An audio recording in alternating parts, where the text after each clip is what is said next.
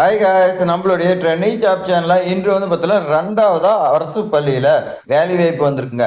ஏற்கனவே நம்மளுடைய சேனலில் இன்று பார்த்தீங்கன்னா தனியார் பள்ளியில் வேலை வாய்ப்பு வந்துருந்துச்சு. இப்போ பார்த்தீங்கன்னா அரசு பள்ளியில் வந்திருக்குங்க. காலியிடம் பொறுத்த வரைக்கும் 17 வேகன்சி. கல்வி தகுதியாக 10வது 12வது பட்சம்தாவே போகும் சொல்லி கொடுத்துருக்காங்க. இது பார்த்தீங்கன்னா ஆசிரியர் அல்லாத வேலைன்னு சொல்லலாம். ஸோ அரசு பள்ளி தான், மத்திய அரசு பள்ளியில் உங்களுக்கு ஆசிரியர் அல்லாத வேலை வாய்ப்பு 17 வேகன்சி வந்திருக்கு. இதுக்காக நீங்கள் குவாலிஃபிகேஷன் 10வது 12ஆம் வகுப்பு படிச்சிருந்தாவே உங்களுக்கு வேலை ஊதியம் சொல்லியிருக்காங்க. சம்பளமா 25,000 உங்களுக்கு கொடுக்குறாங்க.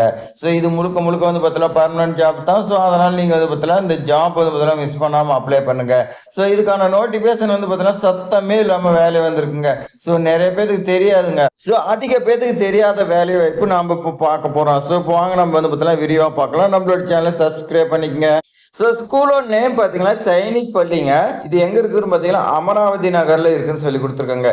2026க்காக ஒரு 17 வேகன்சி பார்த்தீங்கன்னா பொது ஊழியர் எம்டிஎஸ் பார்த்தீங்கன்னா எடுக்கிறாங்க. ஸோ அது மட்டும் கிடையாதுங்க, இன்னும் 2 டைப் இருக்குது. ஸோ எல்லாமே பார்த்தீங்கன்னா A to Z வரைக்கும் நம்ம இந்த வீடியோவில் பார்க்கலாம்.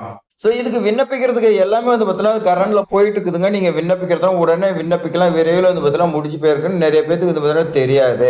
ஸோ வாங்க நம்ம பார்த்தீங்கன்னா விரிவா பார்க்கலாம். பாருங்க 3 டைப் கொடுத்துருக்காங்க. இதுல ஃபர்ஸ்ட் பார்த்தீங்கன்னா வழக்கமான அடிப்படையில் பார்த்தீங்கன்னா எடுக்கிறாங்க ஒரு 13 வேகன்சி. இந்த 13 வேகன்சி பார்த்தீங்கன்னா வழக்கமான அடிப்படையில் இருக்கும்போது எப்பயும் போல பார்த்தீங்கன்னா பர்மனன்ட் ஜாப் உங்களுக்கு ஒப்பந்த அடிப்படையில் எடுக்கிறாங்க. அவங்களே மென்ஷன் பண்ணிட்டாங்க. பிஎம்பிடிஐ இது பார்த்தீங்கன்னா மெட்ரான பார்த்தீங்கன்னா பெண்கள் மட்டும் விண்ணப்பிக்கக்கூடிய வேலை வாய்ப்பு ஒரே ஒரு வேகன்சி. வார்ட் பைஸ் பார்த்தீங்கன்னா ஒப்பந்த அடிப்படையில் 3 வேகன்சி. ஸோ பொது ஊழியர் பார்த்தீங்கன்னா 13 வேகன்சி சொல்லி கொடுத்துருக்காங்க. ஸோ உங்களுக்கு பார்த்தீங்கன்னா மொத்தம் 17 வேகன்சி. இதுல பார்த்தீங்கன்னா விரிவா பார்க்கலாம்.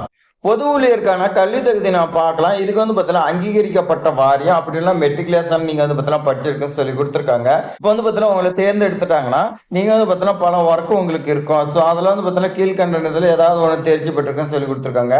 சமையல், பேக்கரி, எலக்ட்ரிஷியன், குழாய்கள் ஒட்டுதல், அதே மாதிரி பார்த்தீங்கன்னா தையக்காரர், சிசிடிவி நெட்வொர்க் பராமரிக்கிறது, குதிரை பராமரிக்கிறது, அலுவலக உபகரணங்களை வீட்டு பராமரிப்பு, கையாளுதல், இந்த மாதிரி பார்த்தீங்கன்னா நீங்க கையாளுன்னு சொல்லி கொடுத்துருக்காங்க. உங்களுக்கு உறைவிட பள்ளியில் பணிபுரிந்த அனுபவம் இருக்குன்னு சொல்லி கொடுத்துருக்காங்க. தமிழ், இந்தி, ஆங்கிலம் இந்த 3 மொழியில் நீங்க பார்த்தீங்கன்னா பேச தெரியும் சொல்லி கொடுத்துருக்காங்க. உங்களுடைய உடல் தகுதி நல்லா இருக்குன்னு சொல்லி கொடுத்துருக்காங்க. அனுபவம் வாய்ந்த பல்துறை திறன் கொண்ட வேட்பாளருக்கு முன்னுரிமை, அதாவது உங்களுக்கு எக்ஸ்பீரியன்ஸ் இருந்துச்சுன்னா உங்களுக்கு முன்னுரிமை கொடுக்கறதா சொல்லி கொடுத்துருக்காங்க. அடுத்து பாருங்க, மெட்ரன் பெண்கள் மட்டும் விண்ணப்பிக்கக்கூடியது. இதுக்கு நீங்க இடைநிலை இல்லது அதற்கு சமமான தேர்ச்சி பெற்றிருக்க வேண்டும்னு சொல்லி கொடுத்துருக்காங்க. ரொம்ப ரொம்ப பார்த்தீங்கன்னா குறைவான படிப்பு தான் கொடுத்துருக்காங்க. ஆங்கிலம் உங்களுக்கு பேச தெரியும்னு சொல்லி கொடுத்துருக்காங்க. குடியிருப்பு பள்ளி நிறுவனத்து மாணவர்கள் பார்த்தீங்கன்னா கையாள தெரிஞ்சிருக்குன்னு சொல்லி கொடுத்துருக்காங்க.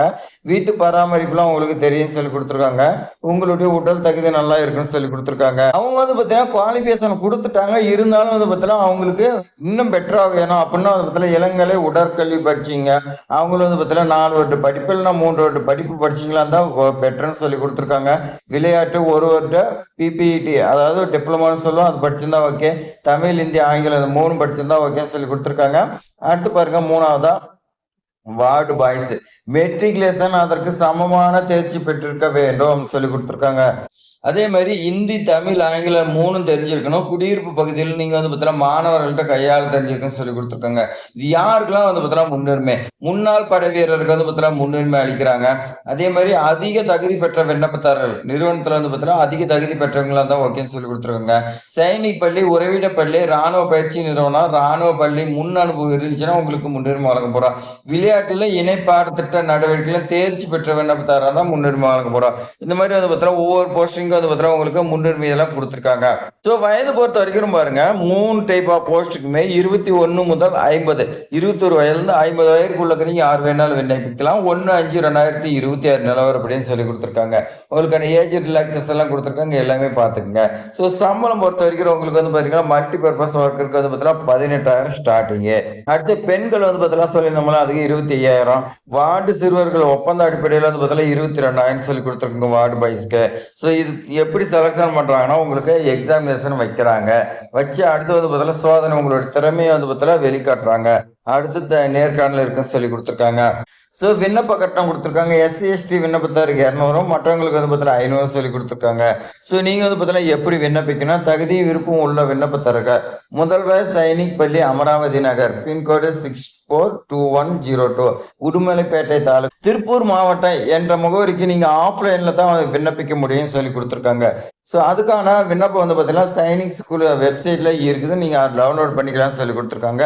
விண்ணப்ப படிவம் கொடுக்கப்பட்டுள்ள இடத்தில் பாஸ்போர்ட் சைஸ் ஃபோட்டோ வந்து பார்த்தீங்கன்னா ஒட்ட சொல்லிக் குடுத்துருக்காங்க. 10ஆம் வகுப்பு முதல் அதிக மதிப்பெண் எவ்வளவு படிச்சுக்கிறீங்களோ அதெல்லாம் வைக்க சொல்லிக் குடுத்துருக்காங்க. அனுபவ சான்றிதழ், சுய சான்றளிக்கப்பட்ட மதிப்பெண் பட்டியல் நகல்னு சொல்லிக் குடுத்துருக்காங்க.